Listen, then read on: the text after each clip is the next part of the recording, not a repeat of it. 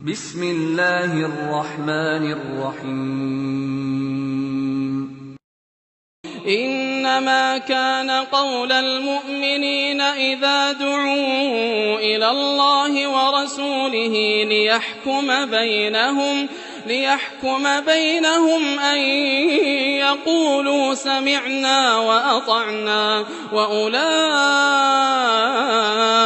هم المفلحون. إن الحمد لله نحمده ونستعينه ونستغفره ونعوذ بالله من شرور أنفسنا ومن سيئات أعمالنا. من يهده الله فلا مضل له ومن يضلل فلا هادي له. أشهد أن لا إله إلا الله وحده لا شريك له وأشهد أن محمدا عبده ورسوله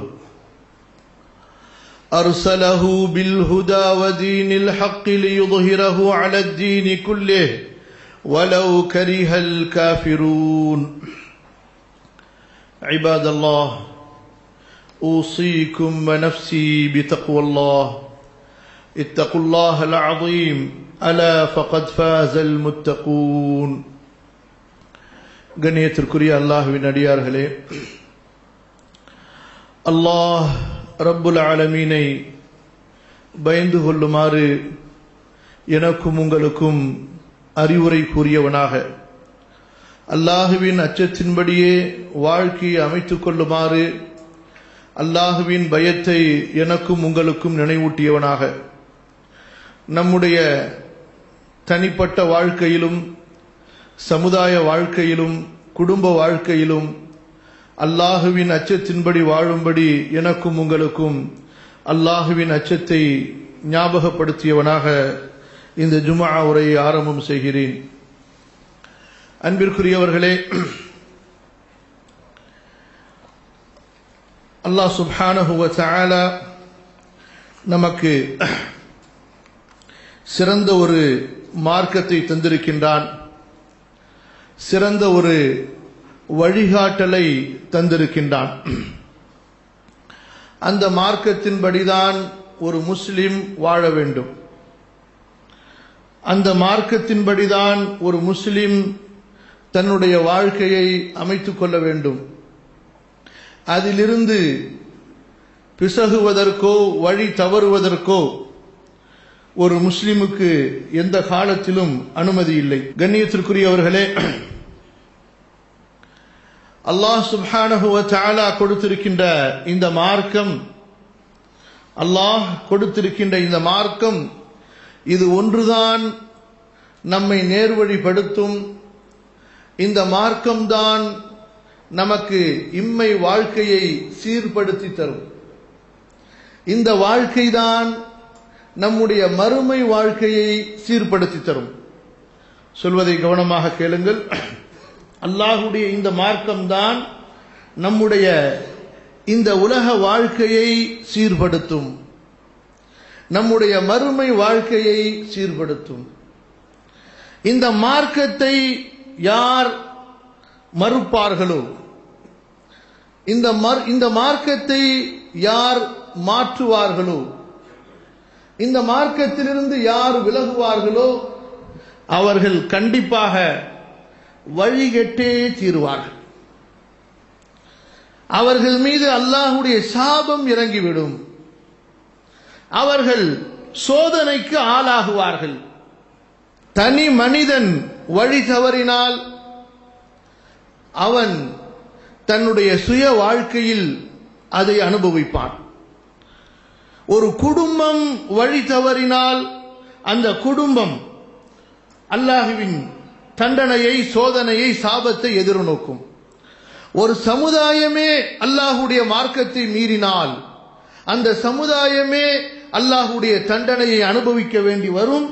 அந்த சமுதாயமே அல்லாஹுடைய சாபத்திற்கு உரிய சமுதாயமாக மாறிவிடும்.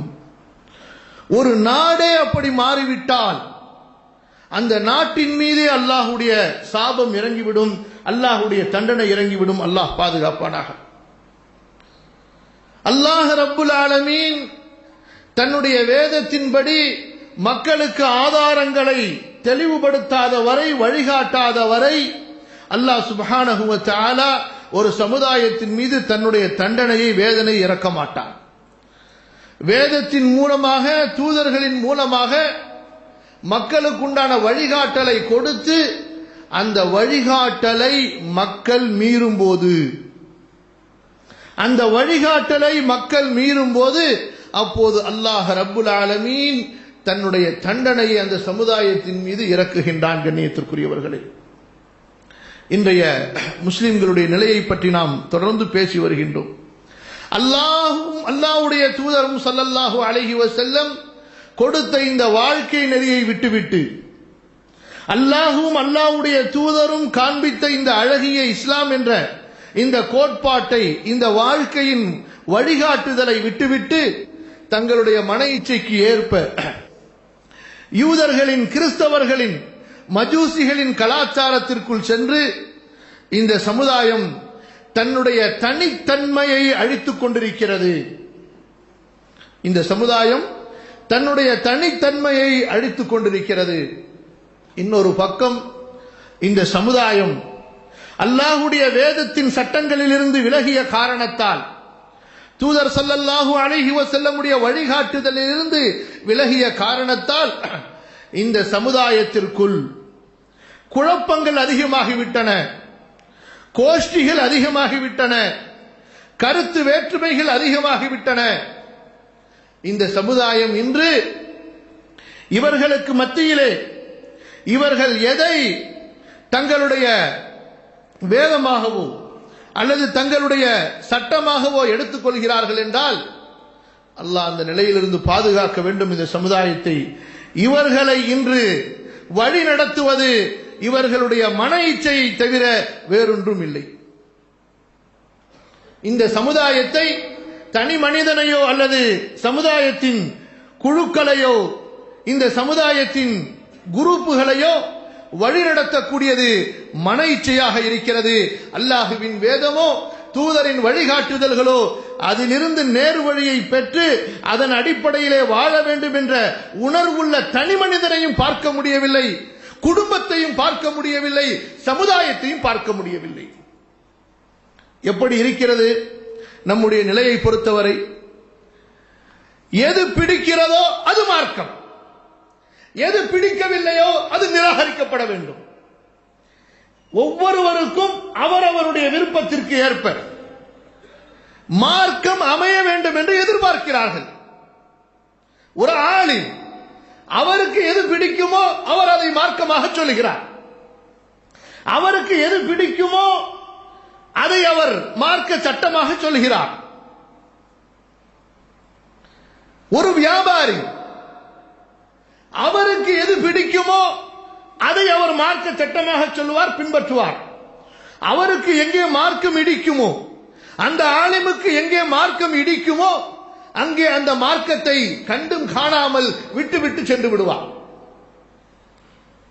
ஒரு தொழிலாளி, ஒரு சமுதாய தலைவன், ஒரு தனி மனிதன் அல்லது குடும்பம் அல்லது சமுதாயத்தின் குழுக்கள், சமுதாயத்தின் பிரிவுகள், இயக்கங்கள் மார்க்கத்திலிருந்து எது தங்களுடைய மன இச்சைக்கு அல்லது தங்களுடைய ஆசைக்கு ஒத்து வருகிறதோ அதை எடுப்பார்கள். அதிலும் பலவிதமான திருத்தல்களை செய்து அல்லாஹ் இறக்கியதை, தூதர் ஸல்லல்லாஹு அலைஹி வஸல்லம் கொடுத்ததை கொடுத்த அடிப்படையிலே அப்படியே எடுப்பார்களா என்றால் அதையும் அப்படியே எடுக்க மாட்டார்கள். அதில் பல திருத்தங்களை செய்வார்கள், வளைப்பார்கள். அதை தங்களுடைய கருத்திற்கு ஏற்ப எப்படியாவது பணிய வைக்க வேண்டும் என்று முயற்சி செய்வார்கள்.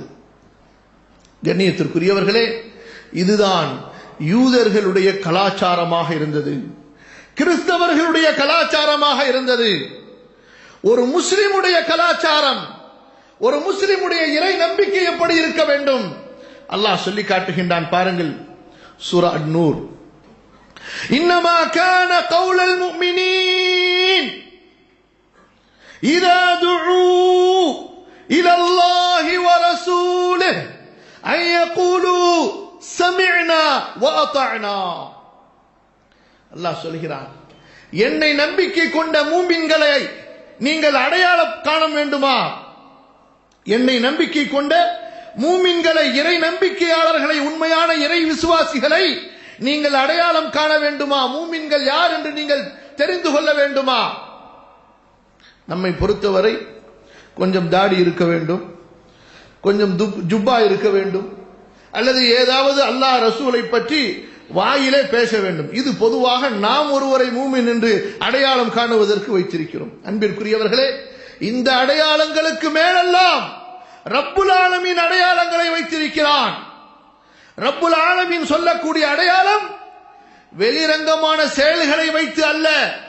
அல்லாஹ் ரப்புல் ஆலமீனுடைய அடையாளம் உள்ளத்தின் எண்ணங்களின் அடிப்படையிலே, உள்ளங்களின் செயல்களின் அடிப்படையிலே, ஒரு மனிதனுடைய வாழ்க்கையிலே அவன் பின்பற்றுகின்ற கொள்கையின் அடிப்படையிலே இருக்க வேண்டும்.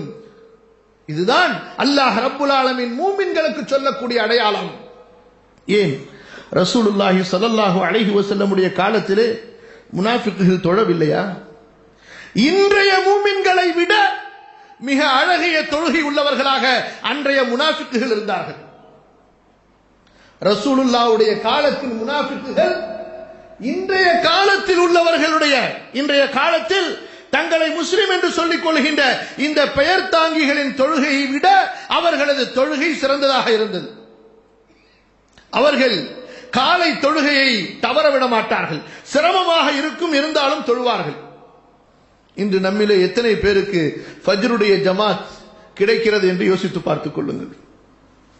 இஷாவுடைய ஜமாத், இப்படி எடுத்துக்கொண்டே செல்லுங்கள். அன்றைய முனாஃபிக்குகள் ஜகாத் கொடுத்தார்கள். இன்றைய முஸ்லிம்களிலே 95% மக்கள் தொழுவதும் இல்லை, ஜகாத்தும் கொடுப்பதில்லை. அன்றைய முனாஃபிக்குகள் மதீனாவிலே 5 கால தொழுகை ஜமாத்தோடு தொழுதார்கள், ஜகாத் கொடுத்தார்கள். இன்றைய முஸ்லிம்கள் 95% மக்கள் தொழுகையே இல்லை என்றால் ஜமாத்துடைய தொழுகையை பற்றி என்ன சொல்வது? பிறகு ஜக்காத்தை பற்றி என்ன பேசுவது? அங்கே யோசித்து பார்த்தீர்களா?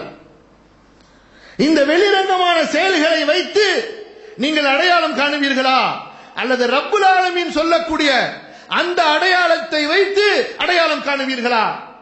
ரப்புல் ஆலமீன் என்ன சொல்கிறார்? இன்னமா கான கௌலுல் முஃமினீன், மூமின்களுடைய பேச்சு எப்படி இருக்கும் தெரியுமா? மூமின்களுடைய சொல் எப்படி இருக்கும் தெரியுமா? எப்போது, எந்த நேரத்தில்? இதா துஉ இலல்லாஹி வ ரசூலிஹி லியஹ்கும பைனஹும், அவர்கள் அல்லாஹ்வின் பக்கம் அழைக்கப்பட்டால், அல்லாஹ்வுடைய தூதரின் பக்கம் அழைக்கப்பட்டால்,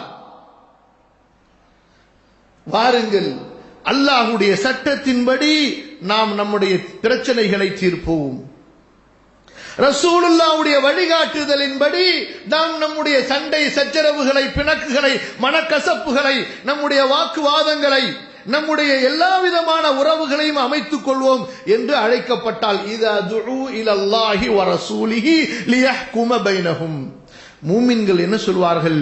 சமிஅனா வ அத்தஅனா, நாங்கள் செவிதாழ்த்தி கேட்போம், நாங்கள் செவிதாழ்த்தி கேட்போம், அதற்கு கட்டுப்படுவோம்.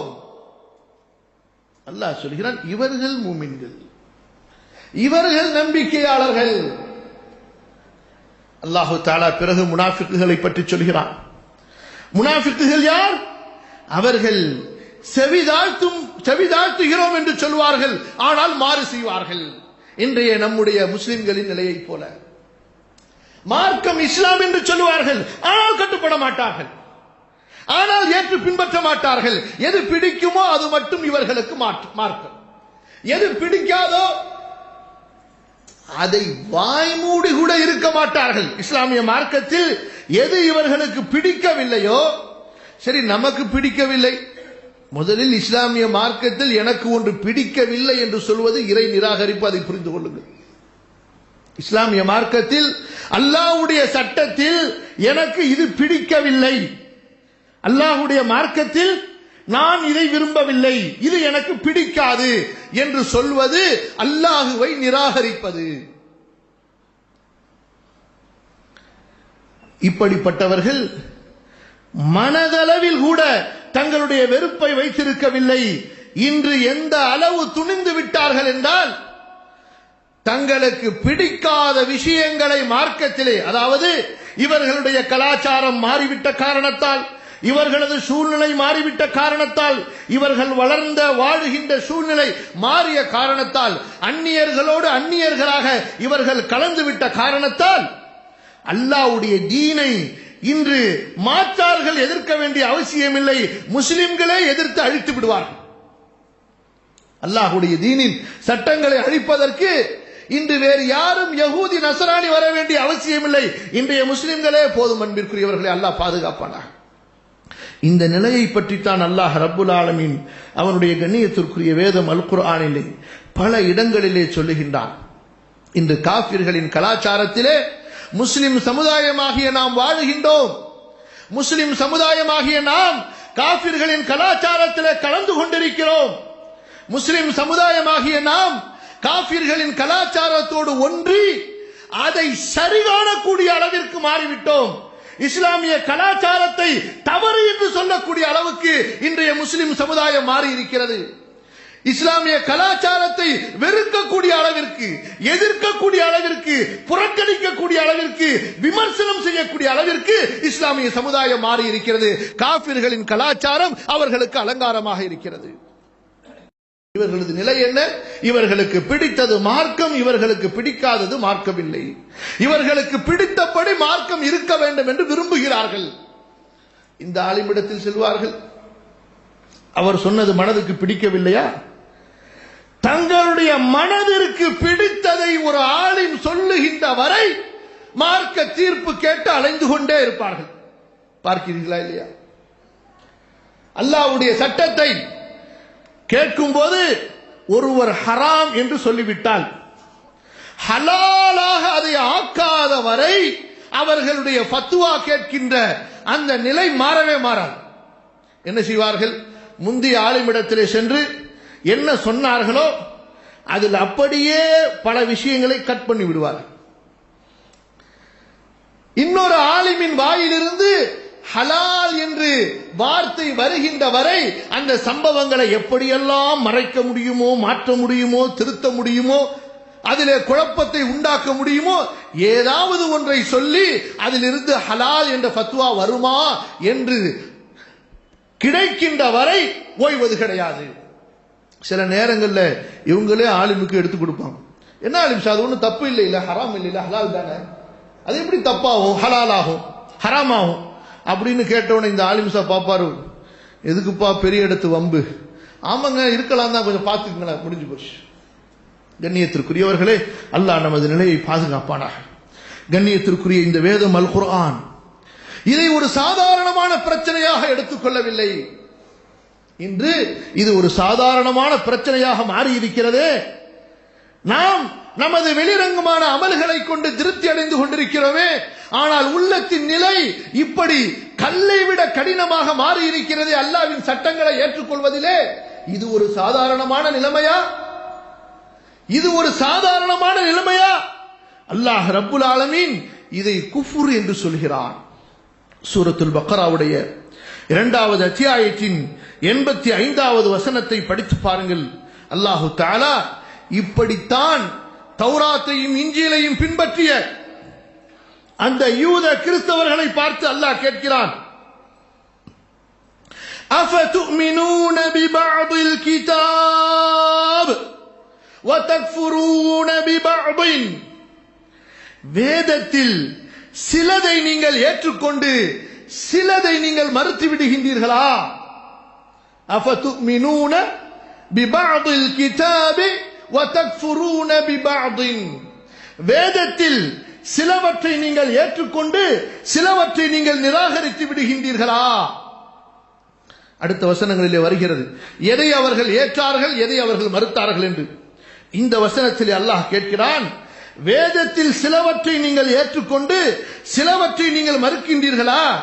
உங்களுக்கு தெரியுமா இப்படி செய்பவர்களுடைய முடிவு என்ன என்று?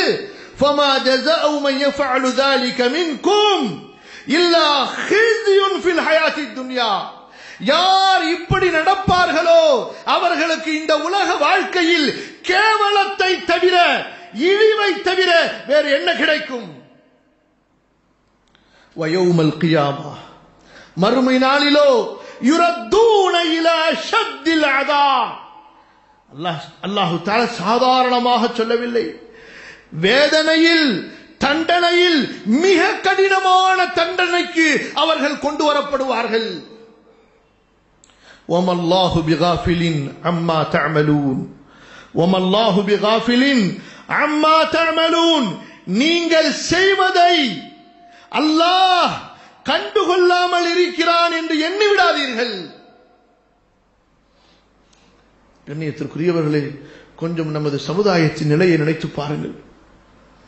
எதனால் இன்று முஸ்லிம் சமுதாயம் கேவலப்பட்டுக் கொண்டிருக்கிறது? எதனால் முஸ்லிம் சமுதாயத்தினுடைய இழிவு? செல்வம் இல்லையா? படிப்பில்லையா? டிகிரிகள் இல்லையா? வசதி இல்லையா? என்ன இல்லை? இந்த சமுதாயம் தப்பு கணக்கு போட்டுக் கொண்டிருக்கிறது.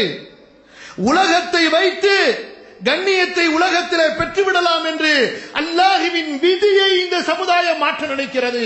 அல்லாஹ் ரப்புல் ஆலமீன் இந்த சமுதாயத்தின் கண்ணியத்தை, அல்லாஹ்வுடைய தீனை முழுமையாக பின்பற்றுவதில் வைத்திருக்கிறார். எப்படி கேட்கிறான் அல்லாஹ் தஆலா? இந்த வேதத்தில் சிலவற்றை நீங்கள் ஏற்றுக்கொண்டு சிலவற்றை நீங்கள் மறுத்து விடுவீர்களா? இப்படி செய்பவர்களுக்கு இந்த உலக வாழ்க்கையிலேயே கேவலமும் இழிவும் உண்டு. இதை தவிர வேறு என்ன கிடைக்கும்? பிறகு மறுமையில் தண்டனையிலேயே பயங்கரமான தண்டனை இவர்களுக்கு உண்டு. அல்லாஹ் சுப்ஹானஹு வ தஆலா அந்த யூதர்களை பார்த்து மேலும் எப்படி எச்சரிக்கை செய்கிறான் பாருங்கள். இந்த எச்சரிக்கைகளை அல்லாஹ் தஆலா ஏன் நம்முடைய வேதத்திலே, அல் குர்ஆனிலே முஹம்மது நபியினுடைய உம்மத்துக்கு சொல்லி காட்டுகின்றான்? யோசித்து பார்த்தீர்களா? அஃபகுல்லமா ஜாஅக்கும் ரசூலும் பிமா லா தஹ்வா அன்ஃபுசுக்கும் இஸ்தக்பர்தும் ஃபஃபரீகன் கذبتم வஃபரீகன் தக்துலூன். இறை தூதர் ஒருவர் உங்களுடைய மனங்களுக்கு விருப்பமில்லாத ஒன்றை, உங்களுக்கு பிடிக்காத ஒரு சட்டத்தை கொண்டு வந்தால் நீங்கள் பெருமை அடிக்கிறீர்கள், அந்த இறை தூதர்களை பொய்ப்பிக்கின்றீர்கள், நீங்கள் பெருமை அடித்து மாறு செய்கிறீர்கள், சில இறை தூதர்களை கொல்லவும் செய்திருக்கிறீர்கள். இந்த எச்சரிக்கை யாரை பார்த்து அல்லாஹ் எச்சரிக்கை செய்கிறான்? யூதர்கள் கிறிஸ்தவர்களை பார்த்து அல்லாஹ் எச்சரிக்கை செய்ததை நம்முடைய வேதத்திலே அல்லாஹ் சொல்லி காட்டுகின்றானே.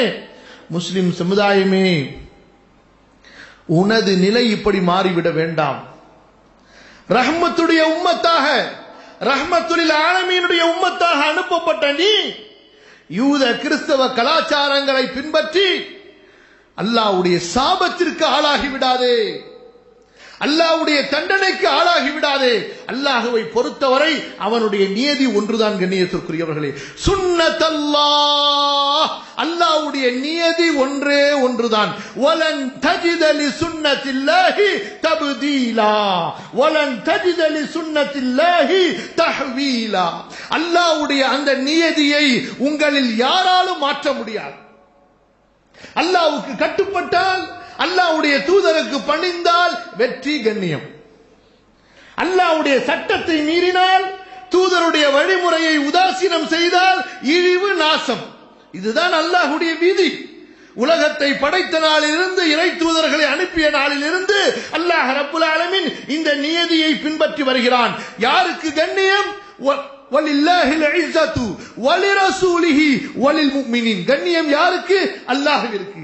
கண்ணியம் யாருக்கு? அல்லாஹ்வுடைய தூதருக்கு. கண்ணியம் யாருக்கு? அல்லாஹ்வையும் அல்லாஹ்வுடைய தூதரையும் நம்பிக்கை கொண்டு அவர்களை பின்பற்றக்கூடிய மக்களுக்கு. வலில்லாஹில் இஸ்ஸத்து வலிரசூலிஹி வலில் முஃமினீன். அல்லாஹ் சுப்ஹானஹு வ தஆலா நமக்கென்று கொடுத்திருக்கக்கூடிய அந்த கலாச்சாரத்தை எந்த ஒரு சூழ்நிலையிலும் ஒரு முஸ்லிம் மாற்றிக்கொள்ளக் கூடாது. அதிலிருந்து அவன் வழி தவறக்கூடாது. இன்றைய சமுதாயம் எத்தனை விஷயங்களை மாற்றி இருக்கிறது என்பதை நாம் தொடர்ந்து பார்த்து வரும் பொழுது பல விஷயங்களை சென்ற ஜுமாக்களிலே கூறினோம்.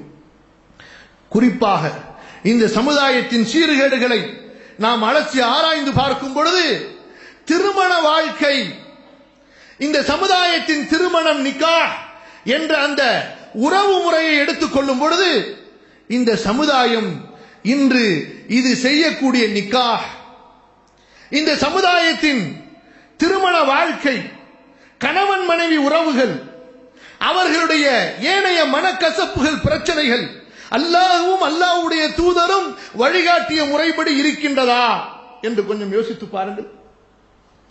திருமணம் என்ற பேச்சிலிருந்து, அது ஆரம்பமாக கூடிய இடத்திலிருந்து இந்த சமுதாயத்தின் வழிகேட்டை பார்க்கிறோம். அல்லாஹ் பாதுகாப்பானாக.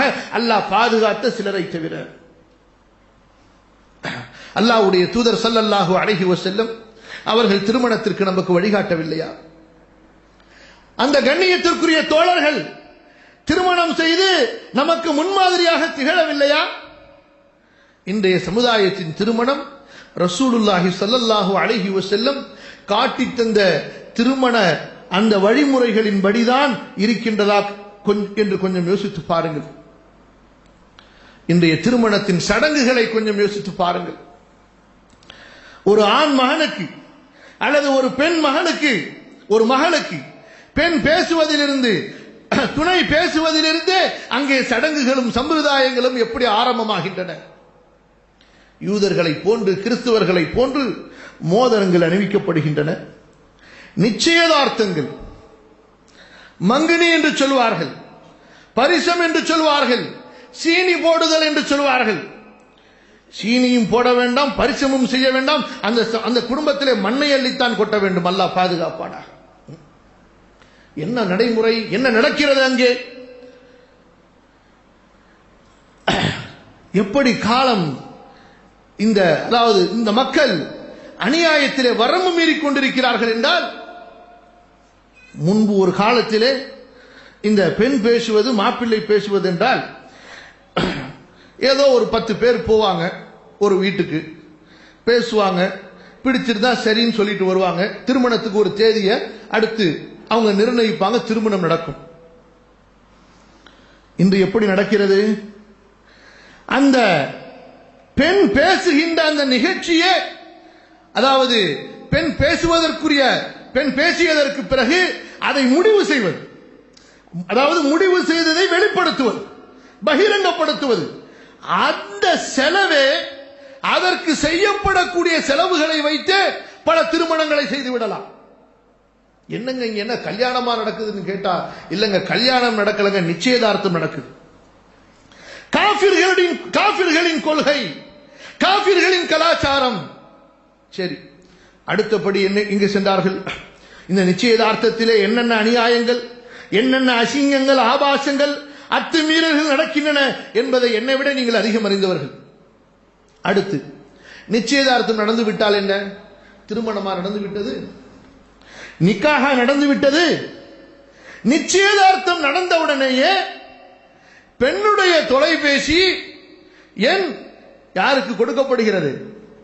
கணவனுக்கு மணமகனுக்கு கொடுக்கப்படுகிறது. மணமகனுடைய தொலைபேசி எண் மணமகளுக்கு கொடுக்கப்படுகிறது. இருவரும் பிறகு இன்றைய கலாச்சார சீரழிவிலே என்னென்ன நடக்கிறதோ அதையெல்லாம் தொடர ஆரம்பித்து விடுவார்கள்.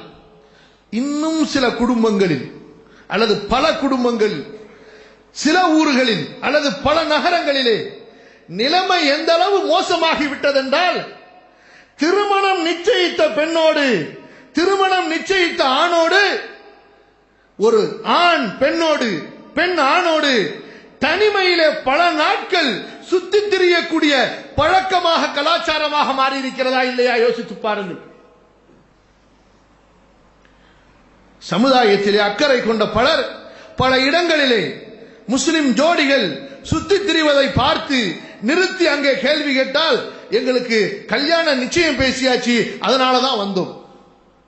எப்போது பேசினார்கள்? 6 மாசத்துக்கு முன்னாடி. எப்ப கல்யாணம்? இன்னும் 6 மாசம் கழிச்சு. அல்லாஹ் பாதுகாப்பானாக. கண்ணியத்திற்குரியவர்களே, இதில் எவ்வளவு ஆபத்துகளும் எவ்வளவு அநியாயங்களும், ஏன் விபச்சாரங்களும் நடந்து அரங்கேறி விடுகின்றன. எத்தனையோ பல சூழ்நிலைகளிலே நிச்சயிக்கப்பட்ட திருமணங்கள் நடக்காமல் இருந்து விடுகின்றன. பேசப்பட்டது பேசப்பட்டதாக இருந்து விடுகிறது, முறிந்து விடுகிறது. அதற்கு பின்னால் அங்கே உள்ள நிலையை நினைத்து பாருங்கள். சரி, முறியவே இல்லை என்றாலும் சரி, இவர்கள் செய்வது இஸ்லாமிய கலாச்சாரமா? ஒரு ஆண், ஒரு தகப்பன் தன்னுடைய மகன், ஒரு தகப்பன் தன்னுடைய மகன் அந்நிய ஆணிடத்திலே தனது மகன் அந்நிய பெண்ணிடத்திலே பேசுவதை சகித்துக் கொள்கிறான் என்றால், அதை ஏற்றுக்கொள்கிறான் என்றால், அந்த பெண்ணோடு தனிமையில் இருப்பதை, தனிமையில் சந்திப்பதை, தனிமையில் செல்வதை அவன் அங்கீகரிக்கிறான் என்றால், அவனை விட இந்த சமுதாயத்திலே கேடுகட்ட வழிகேடு யார் இருக்க முடியும்? ஒரு செல்வந்தரை, ஒரு முக்கியமான ஒருவரை சந்திப்பதற்காக காலை நேரத்திலே சென்றால், அங்கே பேசிக் கொண்டிருக்கும் பொழுது அரைகுறை ஆடையோடு ஒரு நடுத்தர வயதுடைய, ஒரு காலேஜ் படிக்கக்கூடிய வயதுடைய ஒரு பெண் கேட்டு வாசலிலே எதிர்பார்த்து கொண்டிருக்கிறார். ஏதோ தெரியல போல இருக்கு, புதுசா ஊருக்கு வந்த பொண்ணு போல இருக்கு, வழி தெரியாம திகைச்சுக்கிட்டு இருக்கு போல இருக்கு என்று சொல்லி கேட்டுக்கு வெளியிலே சென்று, யாருமா நீங்க, உங்களுக்கு என்ன வேணும்னு சொன்னா, இல்ல உள்ளார போகணும். உள்ளார போகணுமா? எதுக்கு? அப்பதான் பேசிக் கொண்டிருந்த அந்த செல்வந்தர் சொல்கிறார், இல்ல என் பையனோட படிக்கிற பொண்ணு, நீங்க இருக்கிறீங்கன்னு உள்ளார போறதுக்கு வெக்கப்பட்டு நிக்குது. அதற்கு பிறகு அவர் சொல்கிறார், நீ போமா என்று. அந்த பெண் நேராக வீட்டுக்குள் செல்கிறாள். அந்த பையன் படுக்கை அறையிலே படுத்துக் கொண்டிருக்கிறான். அங்கே செல்கிறாள். பிறகு கதவு தாழ்பால் போடப்படுகிறது. அங்கே பேசிக் கொண்டிருக்கின்ற வரை அந்த இருவரும் தனிமையிலே இருக்கிறார்கள். அதற்கு பிறகு எப்போது வெளியேறினாலும் அந்த பெண், என்னங்க கல்யாணம் பண்ணி கொடுத்துட்டீங்களா? இல்லங்க. என்னங்க, படிக்கிறவங்க ரெண்டு பேரும் ஒரு கிளாஸ்ல படிக்கிறாங்க, அப்பப்போ வந்து படிக்கிறத பத்தி டிஸ்கஸ் பண்ணுவாங்க.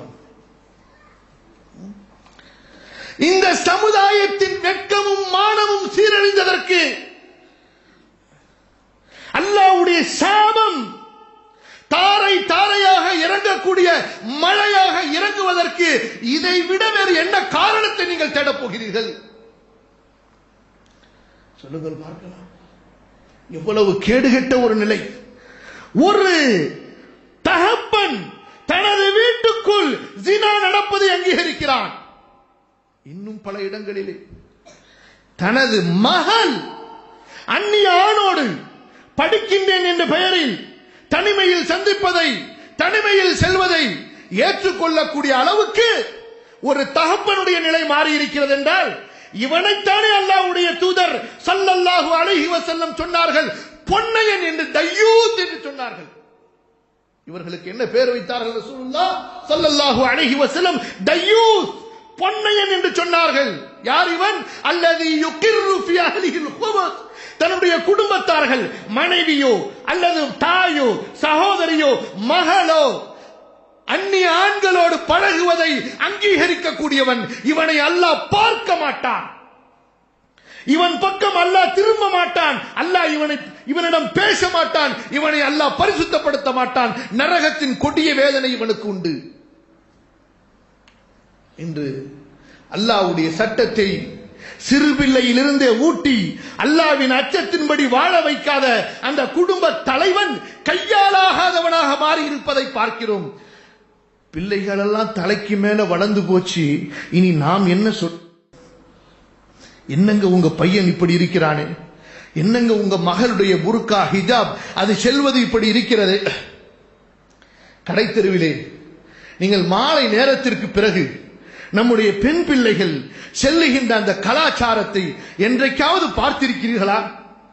அவர்கள் அப்படி செல்லுகின்ற நேரத்திலே ஒரு முஸ்லிமாக அந்த இடத்திலே அடையாளம் காண்பித்துக் கொண்டு தொப்பியோடோ தாடியோடோ அல்லது நீல ஜுப்பாவின் அங்கியோடோ முஸ்லிமாக தன்னை அடையாளப்படுத்திக் கொண்டு அந்த இடத்திலே நாம் செல்வதற்கே கேவலமாக இருக்கிறது.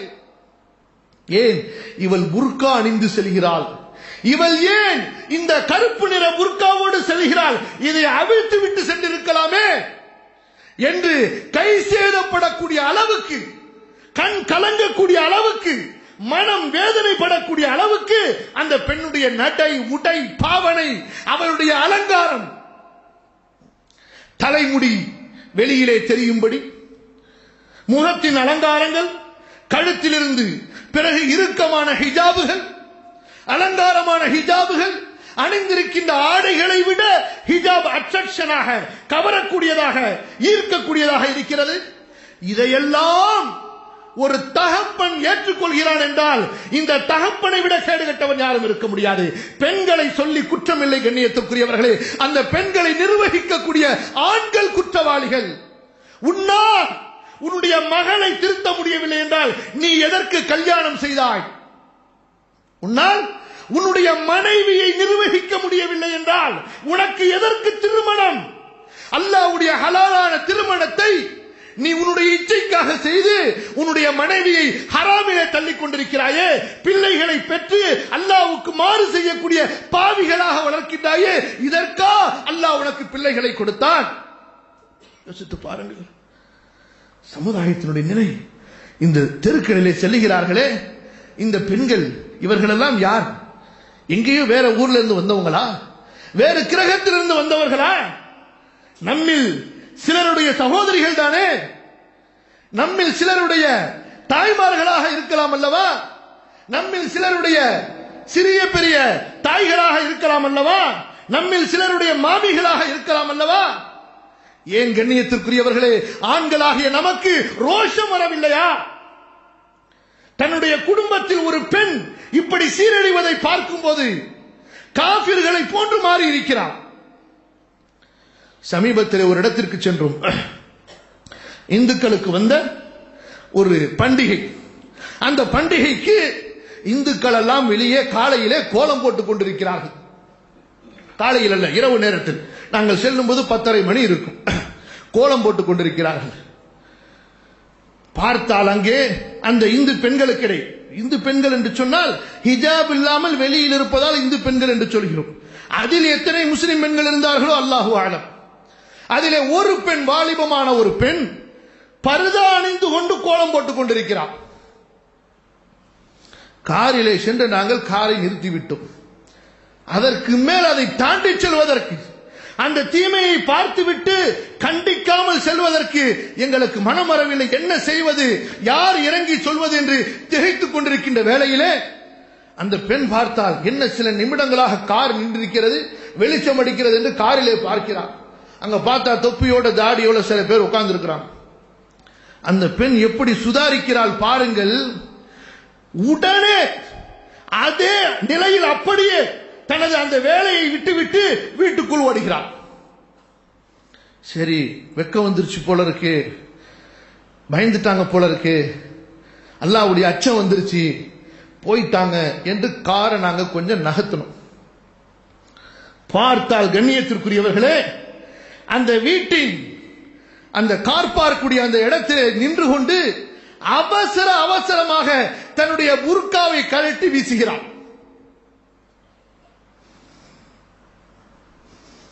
கொஞ்சம் தாண்டிய நாங்கள் அப்படியே நின்று விடுகிறோம். புர்காவை கழட்டி வீசிவிட்டு காபிர்களை போன்று தன்னுடைய சேலையை இருக்க கட்டிக்கொண்டு மீண்டும் வந்து கோலம் போட்டுக் கொண்டிருக்கிறார். முஸ்லிம் தெருவிலே நடக்கக்கூடிய கேவலம்.